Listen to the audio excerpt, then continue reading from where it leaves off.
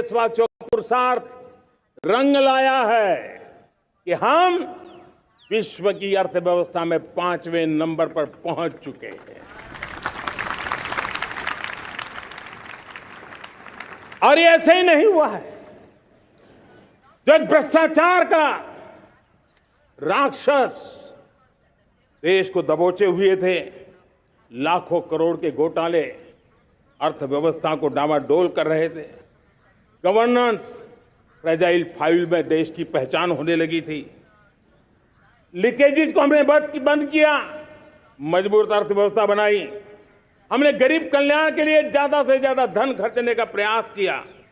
और आज मैं देशवासियों को बताना चाहता हूं कि जब देश आर्थिक रूप से समृद्ध होता है तो सिर्फ तिजोरी नहीं बढ़ती है,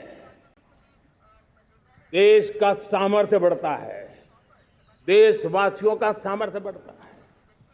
और तिजोरी का पाई पाई अगर ईमानदारी से जनता जनार्दन के लिए खर्च करने का संकल्प लेने वाली सरकार हो तो परिणाम के साथ है।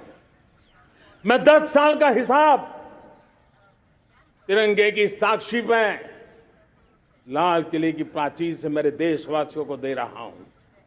आंकड़े देख करके आपको लगेगा इतना बड़ा बदलाव, इतना बड़ा सामर्थ्य।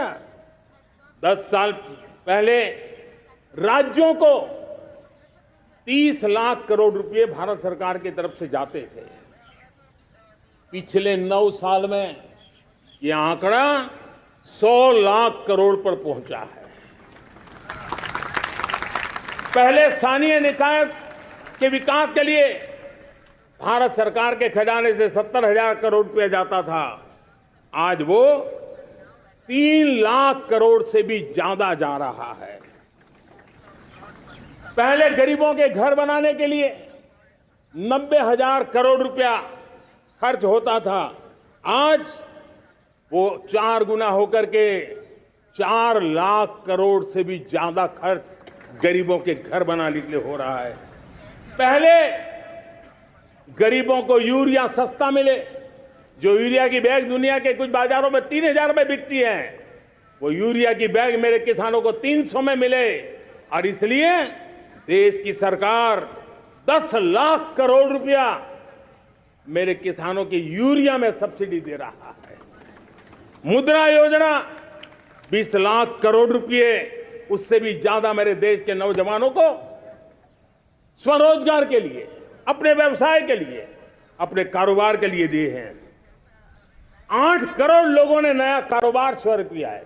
और 8 करोड़ लोगों ने कारोबार शुरू किया ऐसा नहीं, हर कारोबारी ने एक या दो लोगों को रोजगार दिया है। 8 से 10 करोड़ नए लोगों को रोजगार देने का सामर्थ्य ये मुद्रा योजना से लाभ लेने वाले 8 करोड़ नागरिकों को रहा है। एमएसएमई को करीब 3.5 लाख करोड़ रुपए की मदद से कोरोना के संकट में भी उनको डूबने नहीं दिया, मरने नहीं दिया, उनको एक ताकत दी है। 1 रैंक 1 पेंशन मेरे देश के सेना के जवानों का एक सम्मान का विषय था। 70,000 करोड़ रुपया भारत की तिजोरी से आज पहुंचा है, मेरे निवृत्त सेना के नायकों के जेब में, उनके परिवार में पहुंचा है। सभी कैटेगरी में, मैंने तो कुछ ही गिनाए, मैं ज्यादा समय लेना नहीं चाहता। हर कैटेगरी में पहले की तुलना में अनेक गुना धन देश के विकास के लिए, कोने कोने में रोजगार पैदा करने के लिए, पाई पाई का उपयोग भारत का भाग्य बदलने के लिए हो, और इसलिए हमने काम किया है। और मेरे प्यारे प्रियजनों, इतना ही नहीं, हमने इन सारे प्रयासों का परिणाम है कि आज 5 साल के मेरे कार्यकाल में, 5 साल के कार्यकाल में, 5 साल में 13.5 करोड़ मेरे गरीब भाई बहन गरीबी की जंजीरों को तोड़ करके न्यू मिडिल क्लास के रूप में बाहर आए हैं। जीवन का इससे बड़ा कोई संतोष नहीं होता। मेरे प्यारे प्रिय परिवारजनों, और जब 13.5 करोड़ लोग गरीबी की इस मुसीबतों से बाहर निकलते हैं, तो कैसी कैसी योजनाएं उनको मदद दी है। उनको आवास योजना का लाभ मिलना, पीएम स्वनिधि से 50,000 करोड़ रुपया रेहड़ी पटरी वालों तक पहुंचाया है। आने वाले दिनों में, आने वाली विश्वकर्मा जयंती पर एक कार्यक्रम हम लागू करेंगे।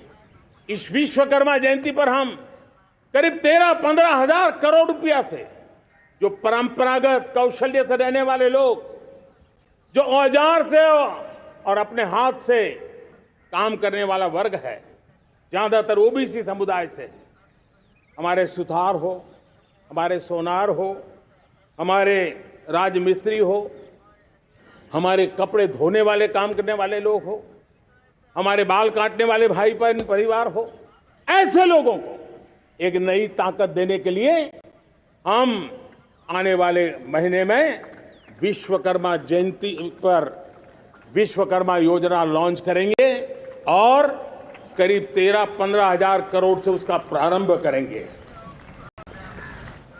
हमने पीएम किसान सम्मान निधि में 2.5 लाख करोड़ रुपया सीधा मेरे देश के किसानों के खाते में जमा किया है। हमने जल जीवन मिशन, हर घर में शुद्ध पानी पहुंचे, 2 लाख करोड़ रुपया खर्च किया है।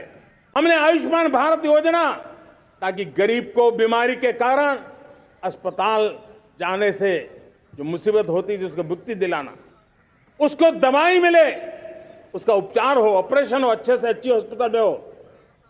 आयुष्मान भारत योजना के तहत 70,000 करोड़ रुपए हमने लगाए हैं। पशुधन, देश ने कोरोना वैक्सीन की बात तो देश को याद है, 40,000 करोड़ रुपए लगाए, वो तो याद है। लेकिन आपको जानकर के खुशी होगी, हमने पशुधन को बचाने के लिए करीब 15,000 करोड़ रुपया पशुधन के टीकाकरण के लिए लगाया है। मेरे प्यारे देशवासियों, मेरे प्यारे परिवारजनों, जन औषधि केंद्रों ने देश के सीनियर सिटीजन्स को, देश के मध्यम वर्गीय परिवार को एक नई ताकत दी है। जिस संयुक्त परिवार में अगर किसी को एक डायबिटीज जैसा हो जाए, 2-3 हजार रुपया दवाई का बिल स्वाभाविक हो जाता है। हमने जन औषधि केंद्र से जो दवाई बाजार में 100 रुपये में मिलती है, वो 10 रुपया, 15 रुपया, 20 रुपये में दी। और आज देश में 1,000 जन औषधि केंद्रों से मेरे इन बीमारी में जिनको दवाई की जरूरत थी, ऐसे लोगों के करीब 20,000 करोड़ रुपया उनके जेब में बचा है। और ये ज्यादातर मध्यम वर्ग के परिवार के लोग हैं। लेकिन आज उसकी सफलता को देखते हुए मैं देशवासियों को कहना चाहता हूं, जैसे हम एक विश्वकर्मा योजना लेकर के समाज के उस वर्ग को छूने वाले हैं, अब देश में 10,000 जन औषधि केंद्र से हम 25,000 जन औषधि केंद्र का लक्ष्य लेकर के आने वाले दिनों में काम करने वाले हैं। मेरे प्यारे परिवारजनों, जब देश में गरीबी कम होती है तो देश की मध्यम वर्ग की ताकत बहुत बढ़ती है।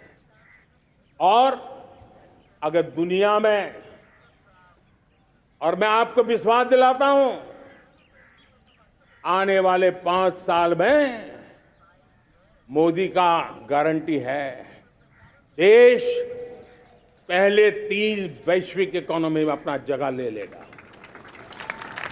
ये पक्का जगह ले लेगा।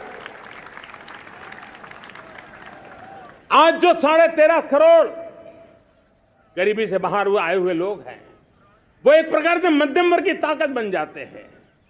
जब गरीब की खरीद शक्ति बढ़ती है तो मध्यम वर्ग की व्यापार शक्ति बढ़ती है।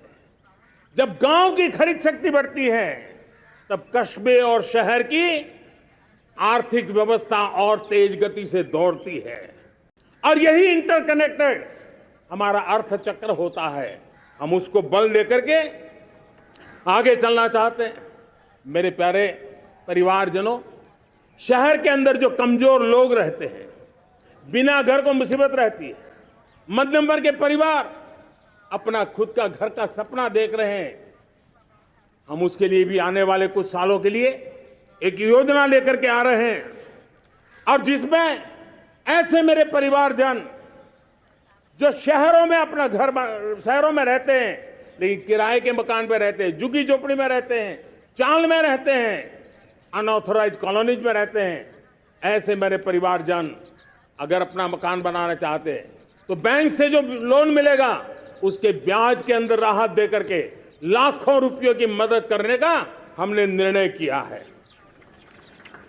मेरे मध्यम वर्ग के परिवार को जब 2 लाख से 7 लाख इनकम टैक्स की सीमा बढ़ जाती है तो सबसे बड़ा लाभ सैलरी क्लास को होता है, मेरे मध्यम वर्ग को होता है।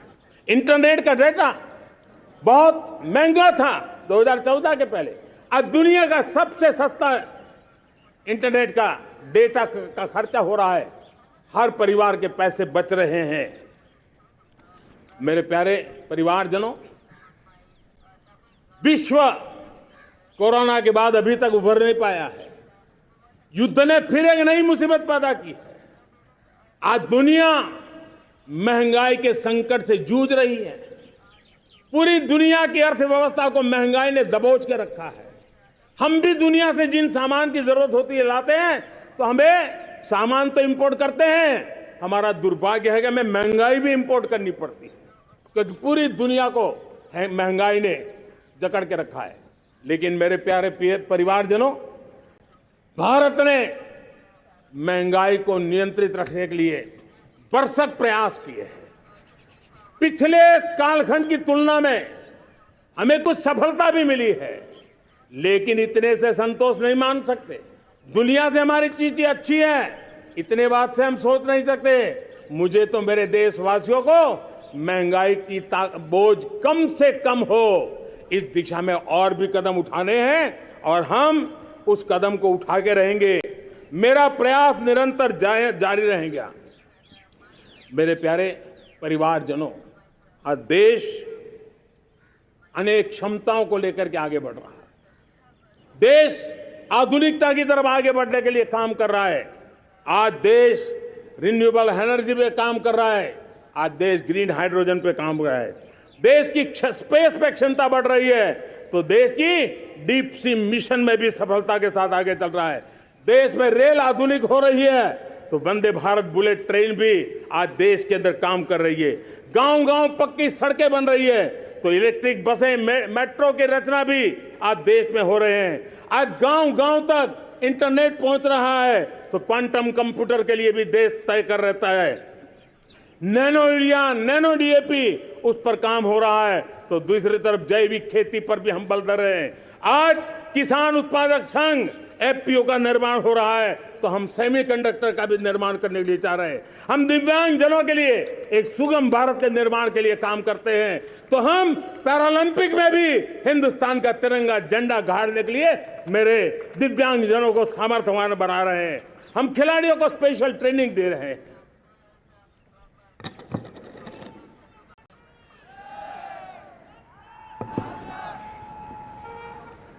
आज भारत पुरानी सोच, पुराने ढर्रे को छोड़ करके लक्ष्यों को तय करके लक्ष्यों को प्राप्त करने की राह से चल रहा है। और जब मैं कहता हूं ना कि जिसका शिलान्यास हमारी सरकार करती है उसका उद्घाटन भी हमारे कालखंड में करते हैं। इन दिनों जो मैं शिलान्यास कर रहा हूं ना, आप लिख के रखिए, उसके उद्घाटन भी आप सबने मेरे नसीब में ही छोड़े हुए हैं। हमारी कार्य संस्कृति बड़ा सोचना, दूर का सोचना, सर्वजन हिताय सर्वजन सुखाय सोचना, यह हमारी कार्यशैली रही है। और सोच से भी ज्यादा, संकल्प से भी ज्यादा हासिल कैसे करना, इस ऊर्जा के साथ हम काम करते हैं। हमने आजादी के काल अमृत महोत्सव में 75,000 अमृत सरोवर बनाने का संकल्प किया था। उस समय हमने हर जिले में 75 अमृत सरोवर बनाना संकल्प किया था। करीब 50-55 हजार अमृत सरोवर की कल्पना की थी, लेकिन आज करीब 75,000 अमृत सरोवर का काम निर्माण हो रहा है। ये अपने आप में बहुत बड़ा काम हो रहा है। जनशक्ति और जल शक्ति की ताकत भारत के पर्यावरण की रक्षा में भी काम आने वाली है। 18,000 गांवों तक बिजली पहुंचाना, जनधन बैंक खाते खोलना, बेटियों के लिए शौचालय बनाना, सारे टारगेट समय के पहले पूरी शक्ति से पूरे करेगा। और जब भारत ठान लेता है तो उसे पूरा करके रहता है, ये हमारा ट्रैक रिकॉर्ड कहता है। 200 करोड़ वैक्सीनेशन का काम, दुनिया हमें जब पूछती है 200 करोड़ सुनती है, उनकी आंखें फट जाती है। इतना बड़ा काम ये मेरे देश के आंगनवाड़ी वर्कर, हमारी आशा वर्कर, हमारी हेल्थ वर्कर, उन्होंने करके दिखाया। यह मेरे देश का सामर्थ्य है। 5G को रोल आउट किया, दुनिया में सबसे तेज गति से 5G रोल आउट करने वाला मेरा देश है। 700 से अधिक जिलों तक हम पहुंच चुके हैं और अब 6G की भी तैयारी कर रहे हैं। हमने टास्क फोर्स बना दिया है। रिन्यूएबल एनर्जी, हम टारगेट से पहले चले हैं। हमने रिन्यूएबल एनर्जी 2030 का जो टारगेट तय किया था, 21-22 में इसको पूरा कर दिया। हमने इथेनॉल में 20% ब्लेंडिंग की बात कही थी, वो भी हमने समय से 5 साल पहले पूरा कर दिया। हमने $500 बिलियन के एक्सपोर्ट की बात की थी, वो भी समय के पहले $500 बिलियन से ज्यादा कर दिया। हमने तय किया, जो हमारे देश में 25 साल से चर्चा हो रही थी कि देश में नई संसद बने, पार्लियामेंट का कोई सत्र ऐसा नहीं था नई संसद के। ये मोदी है, समय के पहले नई संसद बना करके रख दिया। मेरे प्यारे भाई बहनों, ये काम करने वाली सरकार है, निर्धारित लक्ष्यों को पार करने वाली सरकार है। ये नया भारत है, ये आत्मविश्वास से भरा हुआ भारत है, ये संकल्पों को चरितार्थ करने के लिए जी जान से जुटा हुआ भारत है। और इसलिए ये भारत न रुकता है, ये भारत न थकता है, ये भारत न हाँफता है और न ही ये भारत हारता है। और इसलिए मेरे प्यारे परिवारजनों, आर्थिक शक्ति बढ़ी है तो हमारी सामरिक शक्ति को भी एक नई ताकत मिली है। हमारी सीमाएं पहले से अधिक सुरक्षित हुई है और मेरे सीमा पर बैठे हुए मेरे जवान जो देश की सीमाओं की रक्षा कर रहे हैं और मेरे देश की आंतरिक सुरक्षा के संभालने वाले यूनिफॉर्म फोर्सेस, मैं आजादी के इस पावन पर्व पर उनको भी अनेक अनेक बधाई देते हुए मेरी बात को आगे बढ़ाता हूं। सेना का अधिकरण हो, हमारी सेना युवा बने, हमारी सेना बैटल के लिए रेडी, युद्ध योग्य बने, इसलिए निरंतर रिफॉर्म का काम आज हमारी सेना में हो रहा है। मेरे प्यारे परिवारजनों, आए दिन हम लोग सुना करते थे, यहां बम धमाका हुआ, वहां बम धमाका हुआ, हर जगह पे लिखा हुआ रहता था कि इस बैग को मत छूना, अनाउंसमेंट होते रहते थे। आज देश सुरक्षा की अनुभूति कर रहा है और जब सुरक्षा होती है, शांति होती है, तो प्रगति के नए अरमान हम पूरे कर सकते हैं। उसको लिए सीरियल बम धमाके का जमाना बीती हुई बात हो गई है। निर्दोषों के जो मौत होते थे वो बीते हुए कल की बात हो गई है। आज देश में आतंकी हमलों में भारी कमी आई है। नक्सल प्रभावित क्षेत्रों में भी बहुत बड़ा बदलाव आया है, बहुत बड़ा परिवर्तन का एक वातावरण बना है। मेरे प्यारे परिवारजनों, प्रगति की हर चीज में, लेकिन जब 2047 हम एक विकसित भारत का सपना लेकर के चल रहे हैं तब, और वो सपना नहीं, 140 करोड़ देशवासियों का संकल्प है और उस संकल्प को सिद्ध करने के लिए परिश्रम की पराकाष्ठा भी है। और उसकी सबसे बड़ी ताकत होती है वो राष्ट्रीय चरित्र होता है। दुनिया में जिन जिन देशों ने प्रगति की है, दुनिया में जो जो देश संकटों से वो पार करके निकले हैं, उसमें हर चीज के साथ साथ एक महत्वपूर्ण कैटलिक एजेंट रहा है, वो राष्ट्रीय चरित्र रहा है। और हमें राष्ट्रीय चरित्र के लिए और बल देते हुए हमें आगे बढ़ना होगा। हमारा देश, हमारा राष्ट्रीय चरित्र ओजस्वी हो, तेजस्वी हो, पुरुषार्थी हो, पराक्रमी हो, प्रखर हो, ये हम सबका सामूहिक दायित्व है। और आने वाले 25 साल हम एक ही मंत्र को लेकर चले, ये हमारे राष्ट्रीय चरित्र के सिरमौर होना चाहिए। एकता का संदेश, भारत की एकता को जीना, भारत की एकता को आंच आए, न ऐसी मेरी भाषा होगी, न ऐसा मेरा कोई कदम होगा। हर पल देश को जोड़ने का प्रयास मेरी तरफ से भी होता रहेगा। भारत की एकता हमें सामर्थ्य देती है। उत्तर हो, दक्षिण हो, पूर्व हो, पश्चिम हो, गांव हो, शहर हो, पुरुष हो, नारी हो, हम सब ने एकता के भाव के साथ और विविधता भरे देश में एकता का सामर्थ्य होता है। और दूसरी महत्व की बात मैं देख रहा हूं, अगर 2047 में हमें हमारे देश को विकसित भारत के रूप में देखना है, तो हमें श्रेष्ठ भारत के मंत्र को जीना होगा, हमें चरितार्थ करना होगा। अब हमारे प्रोडक्शन में, मैंने 2014 में कहा था जीरो डिफेक्ट, जीरो इफेक्ट। दुनिया के किसी भी टेबल पर मेक इन इंडिया चीज हो तो दुनिया को विश्वास होना चाहिए, इससे बेहतर दुनिया में कुछ नहीं हो सकता है। ये अल्टीमेट होगा।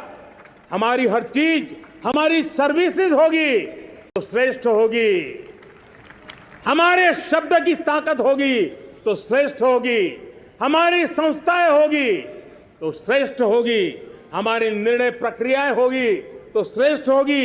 ये श्रेष्ठता का भाव लेकर के हमें चलना होगा।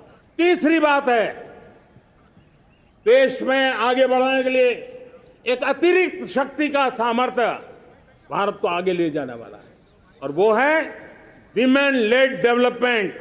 आज भारत गर्व से कह सकता है कि दुनिया में नागरिक उड्डयन में अगर किसी एक देश में सबसे ज्यादा विमेन पायलट हैं तो मेरे देश में है। आज चंद्रयान की गति हो, मून मिशन की बात हो, मेरी विमेन साइंटिस्ट उसका नेतृत्व कर रहे हैं। आज विमेन सेल्फ हेल्प ग्रुप हो, मेरी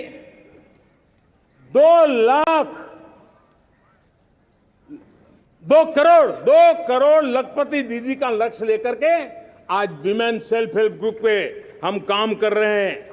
हम हमारी नारी शक्ति के सामर्थ्य को बढ़ावा देते हुए विमेन लेड डेवलपमेंट के, और जब G20 में मैंने विमेन लेड डेवलपमेंट के विषय को आगे बढ़ाया है तो पूरा G20 समूह इसके महत्व को स्वीकार कर रहा है, और उसके महत्व को स्वीकार कर करके वो उसको बहुत बल दे रहे हैं।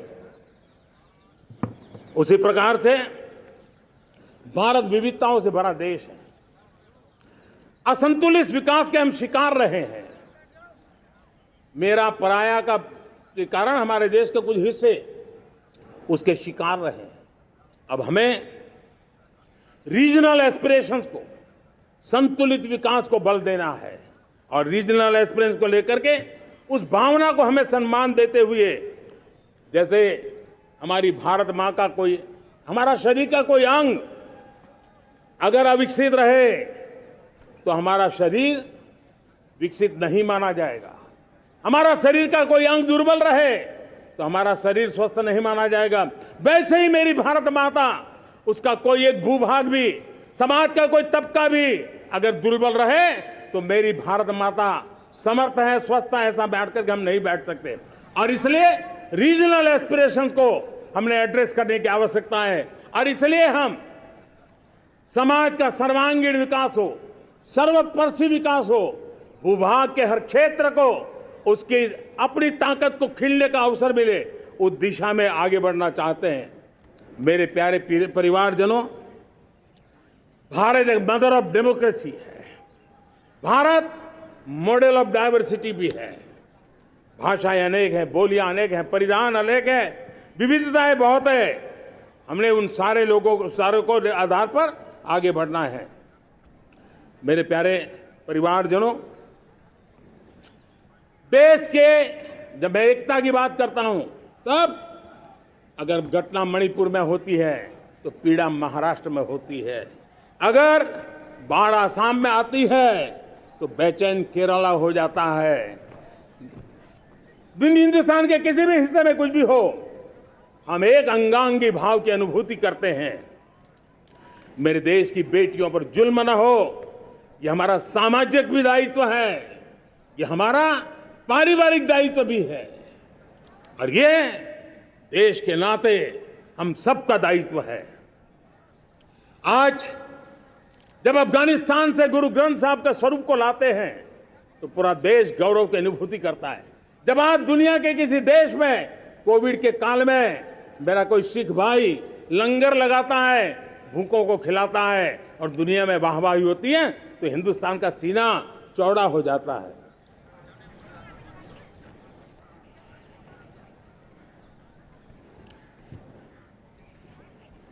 मेरे प्यारे परिवारजनों, हमारे लिए जब नारी सम्मान की बात करते हैं, मुझे अभी एक देश में दौरा कर रहा था, तो वहां एक बहुत ही सीनियर मिनिस्टर, उसने मुझे एक सवाल पूछा। उसने कहा, आपके यहाँ बेटियां साइंस और इंजीनियरिंग के विषयों की पढ़ाई करती हैं क्या?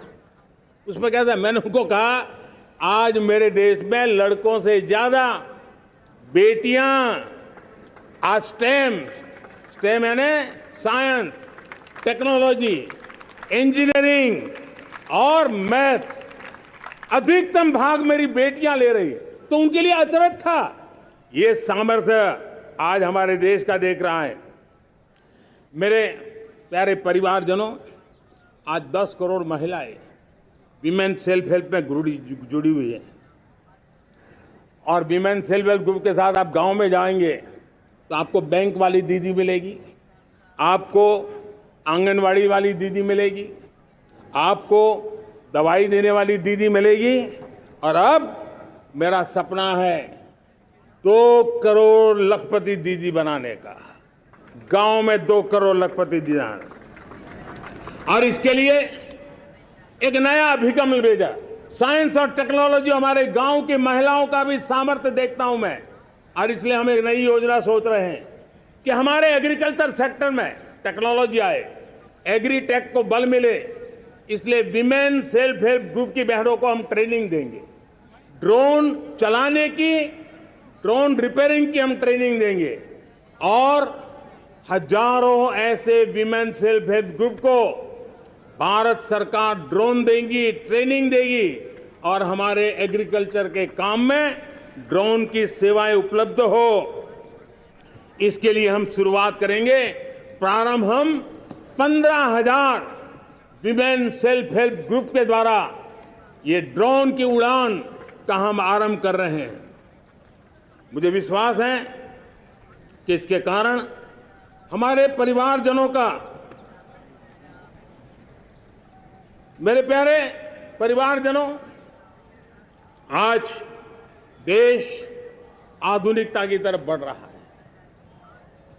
हाईवे हो, रेलवे हो, एयरवे हो, हाईवेज हो, इंफॉर्मेशन वेज, वाटरवेज हो, कोई क्षेत्र ऐसा नहीं है जिस क्षेत्र को आगे बढ़ाने की दिशा में आज देश काम न करता हो। पिछले 9 वर्ष में तटीय क्षेत्रों में हमने, आदिवासी क्षेत्र में, हमारे पहाड़ी क्षेत्र में विकास को बहुत बढ़ दिया है। हमने पर्वतमाला, भारतमाला ऐसी योजनाओं के द्वारा समाज के उस वर्ग को हमने बल दिया है। हमने गैस की पाइपलाइन से हमारे पूर्वी भारत को जोड़ने का काम किया है। हमने अस्पतालों की संख्या बढ़ाई है, हमने डॉक्टर की सीटें बढ़ाई है ताकि हमारे बच्चे डॉक्टर बनने का सपना पूरा कर सके। हमने मातृभाषा में पढ़ाने पर बल दिया है, अब मातृभाषा में वो पढ़ाई कर सके उस दिशा में। और मैं भारत के सुप्रीम कोर्ट का भी धन्यवाद करता हूं कि भारत की सुप्रीम कोर्ट ने कहा है कि आप जो जजमेंट देंगे उसका जो ऑपरेटिव पार्ट होगा वो जो अदालत में आया है उसकी भाषा में उसको उपलब्ध होगा। मातृभाषा का महात्म्य आज बढ़ रहा है। मेरे प्यारे भाई परिवारजनों, आज तक हमारे देश के जो बॉर्डर विलेज हैं, हमने वाइब्रेंट बॉर्डर विलेज का एक कार्यक्रम शुरू किया है और वाइब्रेंट बॉर्डर विलेज अब तक इसके लिए कहा जाता था देश के आखिरी गांव। हमने उस पूरी सोच को बदला है। वो देश का आखिरी गांव नहीं है।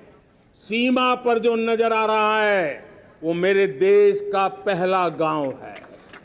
अगर सूरज उगता है पूरब में तो उस तरफ के गांव में पहली सूरज की किरण आती है। अगर सूरज ढलता है तो इस तरफ के गांव में आखिरी किरण उसका लाभ मिलता है। ये मेरे पहले गांव है और मुझे खुशी है कि आज मेरे इस कार्यक्रम के विशेष मेहमान, ये जो पहले गांव है, सीमावर्ती गांव है, उसके 600 प्रधान आज इस लाल किले की प्राचीर के इस महत्वपूर्ण कार्यक्रम का हिस्सा बनने के लिए आए। पहली बार वो इतनी दूर तक आए हैं, नए संकल्प और सामर्थ्य के साथ जुड़ने के लिए आया है। मेरे प्यारे परिवारजनों, हमने संतुलित विकास के लिए एस्पिरेशनल डिस्ट्रिक्ट, एस्पिरेशनल ब्लॉक की कल्पना की और आज उसके सुखद परिणाम मिल रहे हैं। आज राज्य के जो नॉर्मल पैरामीटर्स हैं, जो एस्पिरेशनल डिस्ट्रिक्ट कभी बहुत पीछे थे, वो आज राज्य में भी अच्छा करने लग गए हैं और मुझे विश्वास है कि आने वाले दिनों में ये हमारे आकांक्षी जिले, हमारे आकांक्षी बॉल अवश्य आगे बढ़ेंगे। जैसे मैंने कहा था, भारत का चरित्र की चर्चा कर रहा था तो मैंने पहला कहा था भारत की एकता, दूसरा कहा था भारत श्रेष्ठता की तरफ बल दें, तीसरा कहा था विमेन लेड डेवलपमेंट की मैंने बात कही थी। और मैं आज एक बात और कहना चाहता हूं कि हम जैसे रीजनल एस्पिरेशन, मैंने चौथी बात कही थी, पांचवी महत्व की बात, और भारत ने उस दिशा में जाओ, और वो है हमारा राष्ट्रीय चरित्र विश्व मंगल के लिए सोचने वाला होना चाहिए। हमें देश को इतना मजबूत बनाना है जो विश्व मंगल के लिए भी अपनी भूमिका अदा करे। और आज कोरोना के बाद मैं देख रहा हूं जिस प्रकार से संकट की घड़ी में देश ने दुनिया की मदद की, उसका परिणाम है कि आज दुनिया में हमारा देश एक विश्व मित्र के रूप में, विश्व का अटूट साथी के रूप में आज मेरे देश की पहचान बनी है। हमें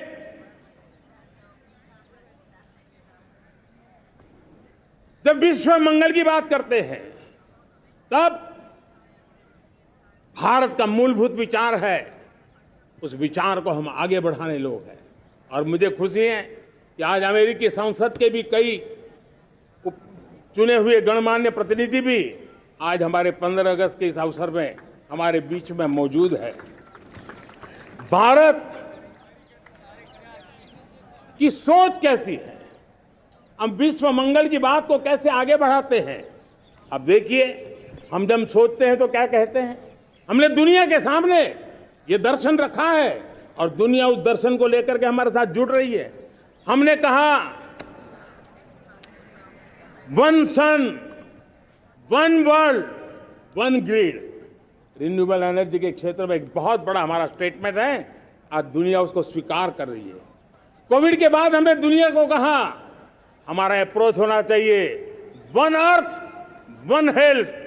समस्याओं का समाधान तभी होगा जब मानव को, पशु को, पौधे को बीमारी के संबंध में समान रूप से एड्रेस किया जाएगा, तब जाकर के हम करेंगे। हमने G20 समिट के लिए दुनिया के सामने कहा है one world, one family, one future. इस सोच को लेकर के चल रहे हैं। हमने क्लाइमेट को लेकर के दुनिया जो संकट से जूझ रही है, हमने रास्ता दिखाया है, लाइफ मिशन लॉन्च किया है, लाइफस्टाइल फॉर एनवायरनमेंट। हमने दुनिया के सामने इंटरनेशनल सोलर अलायंस बनाया और आज दुनिया के कई देश इंटरनेशनल सोलर अलायंस का हिस्सा बन रहे हैं। हमने बायोडायवर्सिटी का महत्व देखते हुए बिग कैट अलायंस की व्यवस्था को हमने आगे बढ़ाया है। हमने प्राकृतिक आपदा के कारण, ग्लोबल वार्मिंग के कारण इंफ्रास्ट्रक्चर का जो नुकसान होता है, उसके लिए दूरगामी व्यवस्थाओं की जरूरत है और इसलिए coalition for disaster resilient infrastructure CDRI एक समाधान के रूप में दुनिया को दिया है। विश्व आज समुद्रों को संघर्ष का केंद्र बना रहा है, तब हमने दुनिया को सागर का प्लेटफॉर्म दिया है जो वैश्विक समुद्री शांति की गारंटी बन सकता है। हमने पारंपरिक चिकित्सा पद्धतियों को बल देते हुए WHO का एक ग्लोबल लेवल का सेंटर हिंदुस्तान में बनाने की दिशा में काम किया है। हमने योग और आयुष के द्वारा विश्व कल्याण और विश्व के स्वस्थता की दिशा में काम किया है और आज भारत विश्व मंगल की मजबूत नींव डाल रहा है। इस मजबूत नींव को आगे बढ़ाना हम सबका काम है, हम सबकी जिम्मेवारी है। मेरे प्यारे परिवारजनों, सपने अनेक है, संकल्प साफ है, नीतियां स्पष्ट है, नियत के सामने कोई सवाल या निशान नहीं है, लेकिन कुछ सच्चाइयों को हमें स्वीकार करना पड़ेगा और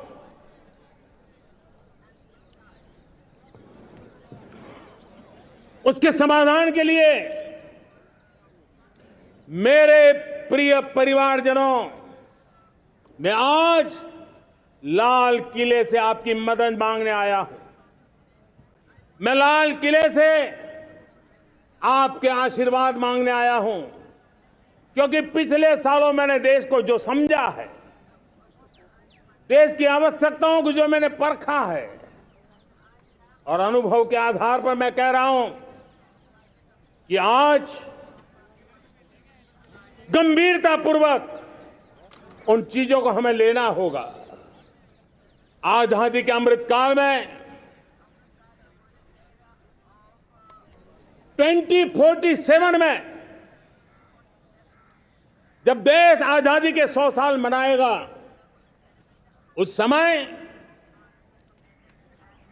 दुनिया में भारत का तिरंगा झंडा विकसित भारत का तिरंगा झंडा होना चाहिए।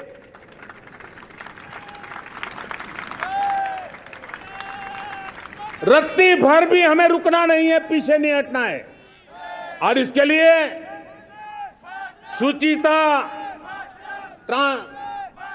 पारदर्शिता और निष्पक्षता, ये पहली मजबूती की जरूरत है।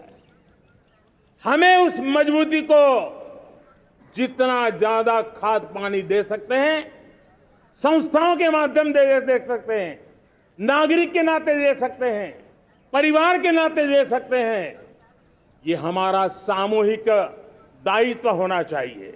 और इसलिए पिछले 75 साल का इतिहास देखिए, भारत के सामर्थ्य में कोई कमी नहीं थी। अरे जो देश कभी सोना की चिड़िया कहा जाता था, वो देश क्यों न फिर से उस सामर्थ्य को लेकर के खड़ा हो सकता है। मेरा अटूट विश्वास है साथियों, मेरे प्रिय परिवारजनों, मेरा अखंड अटूट एक निष्ठ विश्वास है कि 2047 में जब देश आजादी के 100 साल मनाएगा, मेरा देश विकसित भारत बन के रहेगा। और ये मैं मेरे देश के सामर्थ्य के आधार पर कह रहा हूं, मेरे उपलब्ध संसाधनों के आधार पर कह रहा हूं और सबसे ज्यादा 30 से कम आयु वाली मेरी युवा शक्ति के भरोसे कह रहा हूं, मेरी माताओं बहनों के सामर्थ्य के भरोसे कह रहा हूं। लेकिन उसके सामने अगर कोई रुकावट है, कुछ विकृतियां पिछले 75 साल में ऐसे घर कर गई है, हमारी समाज व्यवस्था का ऐसा हिस्सा बन गई है कि कभी कभी तो हम आंख भी बंद कर देते हैं। अब आंख बंद करने का समय नहीं है। अगर सपनों को सिद्ध करना है, संकल्प को पार करना है, तो हमें ये आंख मिचौली बंद करके, आंख में आंख मिला करके 3 बुराइयों से लड़ना बहुत समय की मांग है। हमारे देश की सारी समस्याओं की जड़ में भ्रष्टाचार ने दीमक की तरह देश की सारी व्यवस्थाओं को, देश के सामर्थ्य को पूरी तरह नोच लिया है। भ्रष्टाचार से मुक्ति, भ्रष्टाचार के खिलाफ जंग हर इकाई में, हर क्षेत्र में। और मैं देशवासियों, मेरे प्रिय परिवारजनों, ये मोदी के जीवन का कमिटमेंट है। ये मेरे व्यक्तित्व का एक कमिटमेंट है कि मैं भ्रष्टाचार के खिलाफ लड़ाई लड़ता रहूंगा। दूसरा, हमारे देश को नोच लिया है परिवारवाद ने। इस परिवारवाद ने देश को जिस प्रकार से जकड़ के रखा है, उसने देश के लोगों का हक छीना है। और तीसरी बुराई तुष्टीकरण की है। ये तुष्टीकरण में भी देश के मूलभूत चिंतन को, देश के सर्व समावेशक हमारे राष्ट्रीय चरित्र को दाग लगा दिए हैं, तहस नहस कर दिया है इन लोगों ने। और इसलिए मेरे प्यारे देशवासियों, इसलिए मेरे प्यारे परिवारजनों, हमें इन तीन बुराइयों के खिलाफ पूरे सामर्थ्य के साथ लड़ना है। भ्रष्टाचार, परिवारवाद, तुष्टीकरण, ये चुनौतियां हमारे, ये ऐसी चीजें पनपी है जो हमारे देश के लोगों का जो आकांक्षा है उसका दमन करती है। हमारे देश के कुछ लोगों के पास जो छोटा मोटा सामर्थ्य है उसका शोषण करती है। ये ऐसी चीजें हैं जो हमारे लोगों की आशा आकांक्षाओं को सवाल या निशान में गाड़ देती है। हमारे गरीब हो, हमारे दलित हो, हमारे पिछड़े हो, हमारे पसमानदा हो, हमारे आदिवासी भाई बहन हो, हमारी माताएं बहनें हो, हमने सबने उनके हकों के लिए इन तीन बुराइयों से मुक्ति पानी है। हमें भ्रष्टाचार के खिलाफ एक नफरत का माहौल बनाना है।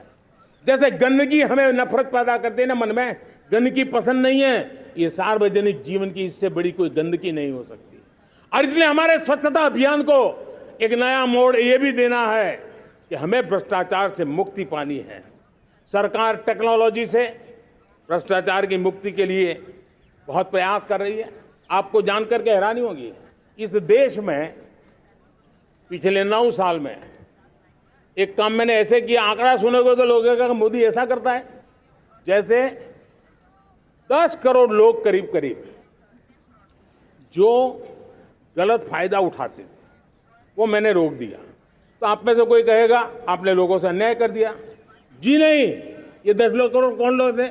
ये 10 करोड़ वो लोग थे जिनका जन्म ही नहीं हुआ था और उनके नाम पर उनके विडो हो जाते थे, वो वृद्ध हो जाते थे, वो दिव्यांग हो जाते थे, फायदे लिए जाते थे।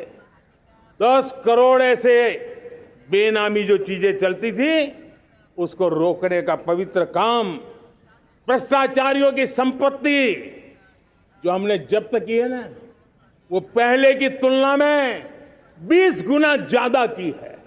मेरे प्यारे परिवारजनों, ये आपकी कमाई का पैसा लोग लेकर के भागे थे, 20 गुना ज्यादा संपत्ति को जब्त करने का। और इसलिए लोगों की मेरे प्रति नाराजगी होना बहुत स्वाभाविक है, लेकिन मुझे भ्रष्टाचार के खिलाफ की लड़ाई को आगे बढ़ाना है। हमारे सरकारी व्यवस्था ने पहले कैमरा के सामने तो कुछ हो जाता था, लेकिन बाद में चीजें अटक जाती थी। हमने पहले की तुलना में कई गुना ज्यादा अदालत में चार्जशीट की है और अब जमानतें भी नहीं मिलती हैं। वैसी पक्की व्यवस्था को लेकर के हम आगे बढ़ रहे हैं, क्योंकि हम ईमानदारी से भ्रष्टाचार के खिलाफ लड़ रहे हैं। आज परिवारवाद और तुष्टीकरण, इसने देश का बहुत बड़ा दुर्भाग्य किया है। अब लोकतंत्र में ये कैसे हो सकता है कि पॉलिटिकल पार्टी, और मैं विशेष बल दे रहा हूं पॉलिटिकल पार्टी, आज मेरे देश के लोकतंत्र में एक ऐसी विकृति आई है जो कभी भारत के लोकतंत्र को मजबूती नहीं दे सकती। और वो क्या है बीमारी? परिवारवादी पार्टियां, और उनका तो मंत्र क्या है? Party of the family, by the family and for the family. इनका तो जीवन मंत्र यही है कि उनकी पॉलिटिकल पार्टी, उनका राजनीतिक दल परिवार का, परिवार के द्वारा और परिवार के लिए, परिवारवाद और भाई भतीजावाद प्रतिभाओं के दुश्मन होते हैं, योग्यता को नकारते हैं, सामर्थ्य को स्वीकार नहीं करते हैं, और इसलिए परिवारवाद इस देश के लोकतंत्र की मजबूती के लिए उसकी मुक्ति जरूरी है। सर्वजन हिताय सर्वजन सुखाय, हर किसी को हक मिले इसलिए, और सामाजिक न्याय के लिए भी ये बहुत। उसी प्रकार से तुष्टीकरण ने सामाजिक न्याय का सबसे बड़ा नुकसान किया। अगर सामाजिक न्याय को तबाह किसने किया है तो ये तुष्टीकरण की सोच, तुष्टीकरण की राजनीति, तुष्टीकरण का सरकारी योजनाओं का तरीका, इसने सामाजिक न्याय को मौत के घाट उतार दिया है। और इसलिए हमें तुष्टीकरण, भ्रष्टाचार, ये विकास का सबसे बड़ा दुश्मन है। अगर देश विकास चाहता है, देश 2047 विकसित भारत का सपना का साकार करना चाहता है, तो हमारे लिए आवश्यक है कि हम किसी भी हालत में देश में भ्रष्टाचार को सहन नहीं करेंगे। इस मूड को लेकर के चलना चाहिए। मेरे प्यारे परिवारजनों, हम सबका एक बहुत बड़ा महत्वपूर्ण दायित्व है। आपने जिस प्रकार से जिंदगी जी है, हमारे आने वाली पीढ़ी को ऐसी जिंदगी जीने के लिए मजबूर करना, यह हमारा गुनाह है। यह हमारा दायित्व है कि हमारे आने वाली पीढ़ी को हम ऐसा समृद्ध देश दें, ऐसा संतुलित देश दें, ऐसा सामाजिक न्याय की धरोहर वाला देश दें, ताकि छोटी छोटी चीजों को पाने के लिए उन्हें कभी भी संघर्ष न करना पड़े। हम सभी का कर्तव्य, हर नागरिक का कर्तव्य है, और ये अमृतकाल कर्तव्य काल है। हम कर्तव्य से पीछे नहीं उठ सकते। हमें वो भारत बनाना है जो पूज्य बापू के सपनों का था। हमें वो भारत बनाना है जो हमारे स्वतंत्र सेनानियों का सपना था। हमें वो भारत बनाना है जो हमारे वीर शहीदों का था, हमारी वीरांगनाओं का था, जिन्होंने मातृभूमि के लिए अपना जीवन दे दिया था। मेरे प्यारे परिवारजनों, मैं जब 2014 में आपके पास आया था, तब 2014 में मैं परिवर्तन का वादा लेकर के आया था।